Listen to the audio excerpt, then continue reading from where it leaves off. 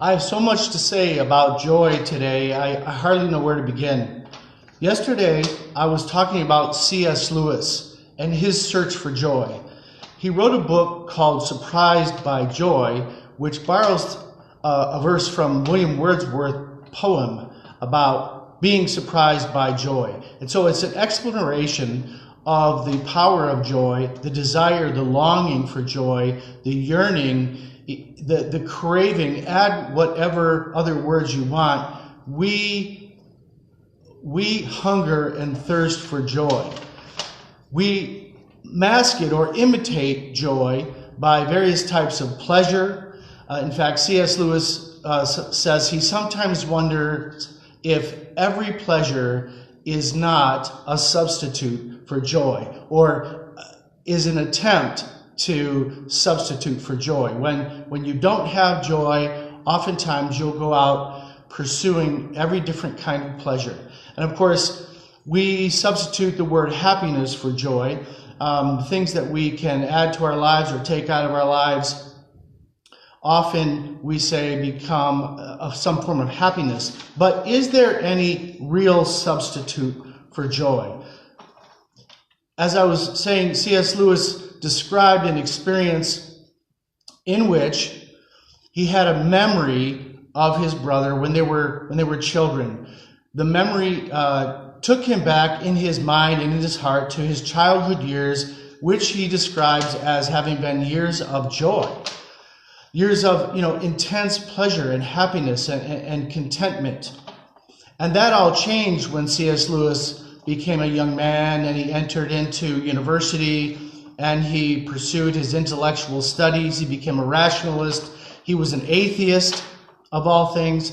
He was very good at explaining away God, why we should not believe in God. And of course, we have rabid kinds of atheists today, and then some more tolerable types of atheists.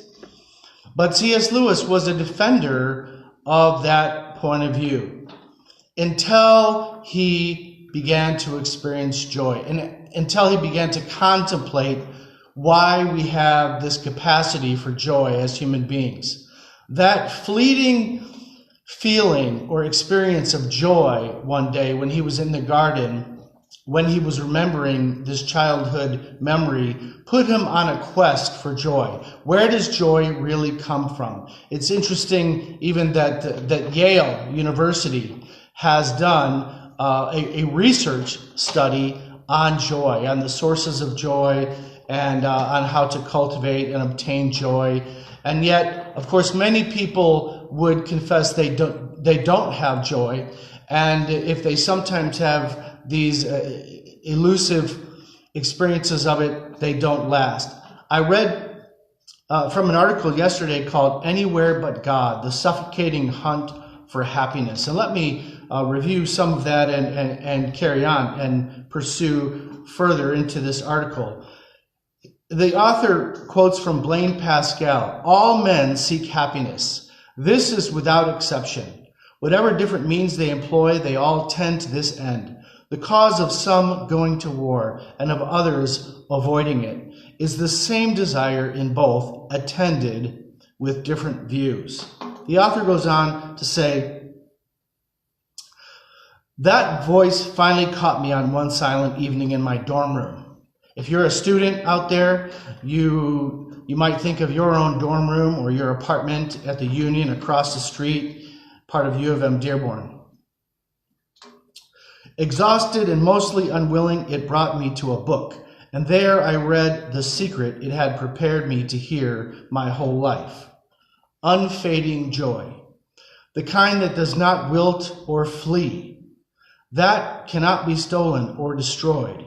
The indomitable, the unrelenting happiness I longed for was not an impersonal it, but existed in relation to a him. Joy," the Bible says, "is not a philosophical idea or a chemical reaction. It was that which is chained unchangeably to the presence of God." He quotes from Psalm 16:11, which is a very profound Bible verse. It says, "In your presence there is fullness of joy. At your right hand are pleasures forevermore. It is experienced in his orbit. The atmosphere of his presence, the aroma of his fragrance. Fullness of joy was found nowhere else. What many call true joy, a noun so battered and bruised that it needs the crutch of an adjective, does not originate or terminate in this world. God revealed that billions of us have spent our lives digging for stars. But God has also revealed that he had terms for this happiness to be mine, terms that for years I couldn't believe I needed to receive to be happy. I found a different door. I believed the myth that Satan started so long ago. The happiness I craved lived outside the kingdom of the happy God. That's the myth. That was the lie. That true joy could be obtained without God or from some other source. I did not need God to have heaven, was that lie.